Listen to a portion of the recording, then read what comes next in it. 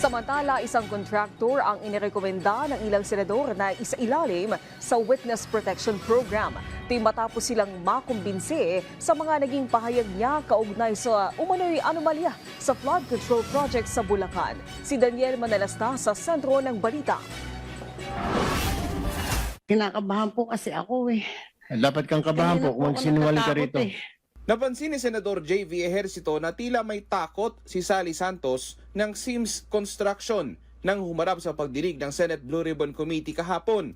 Kumpara sa naunang pagdinig na direkta pa niyang kinuturo ang ilang mga dating kawani ng DPWH na nasa likod umano ng mga modus. Natatakot lang po ako kasi may mga umiikot po kasi sa bahay namin na mga sasakyan na hindi ko po kilala. Pumunta ko kasi noon, magkatabi pa kayo, nasa pagitan kayo ng dalawa, tinuturo niyo itong dalawa.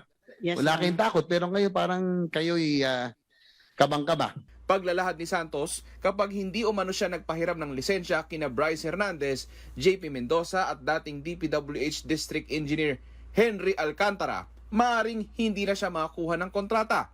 May isiniwalat pa si Santos kung saan lumutang ang pangalan ng isang kilalang kongresista. Tumawag po si Engineer Bryce sa akin.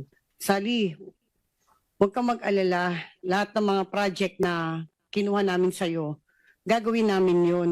Di ba yung pera kinukuha namin sa'yo? Pwede ba makiusap? Ituro mo si D. Henry na siyang, doon ko binibigay sa kanya yung pera.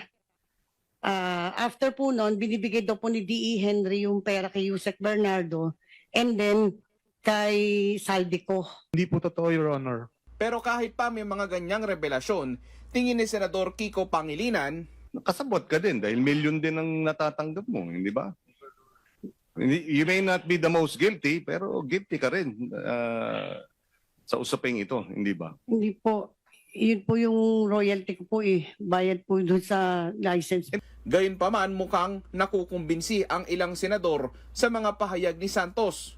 I would recommend to the Senate President, Ma'am Sally Santos be recommended to the Department of Justice to apply for be endorsed for the Witness Protection Program.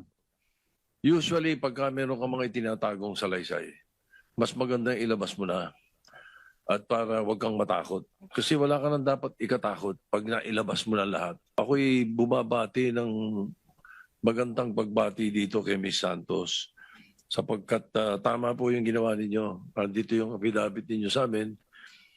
Kahit na po mangyari, nailahad nyo na.